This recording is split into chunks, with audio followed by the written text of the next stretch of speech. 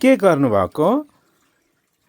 यो चाहिँ आज हाम्रो यो बगैँचाको के भन्नु मेजमान हो यो त हाम्रो। हो आज त्यसो भए यसको आज मेसिङ खाने रन्डाको तल जयन्ती कामालाई बोलाउनु। कसलाई बोलाउने अरे? रन्जिताको बाउ पनि मनपर्छ, अहिले त खान्छु छ्यामा भन्छ, अनि इन्द्र पनि मन पराउँछ, कान्छा भेकटी मन पराउँछ।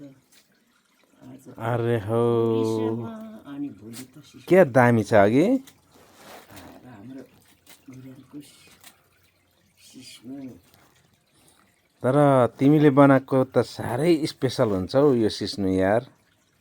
ल ल आज सबैलाई बोलाउने ल त है। मेरो काजीलाई म सम्झिन्छु अनि काजीलाई सम्झिँदै खाने हाम्रो काजीलाई ठुलो काजी र सानो काजीलाई बोजूले भन्छ यसो देख्यो भने हेऱ्यो भने ल हाम्रो अर्ग्यानिक हो यो हाम्रो यो। आज श्रोताज्यूहरू हेरिहाल्नुहोस्, यहाँ हाम्रो मैचिङले चाहिँ आज सिस्नु खुवाउने प्रोग्राम गर्दैछ। हेरौँ आज कस्तो पकाउँछ। सदा त राम्रो पकाउनुहुन्थ्यो, आज कस्तो छ हेरौँ। चिप्लेहरूले दारको भित्र लाउनु पर्छ।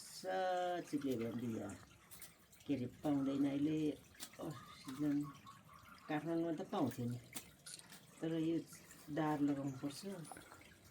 आज त्यो गर्ने अन्त दाउनी राम्रो लाउनु पर्यो होला होइन। दाउनी त अब लसुन अनि चिप्ले हो अनि गोरे दाल मस्याङ।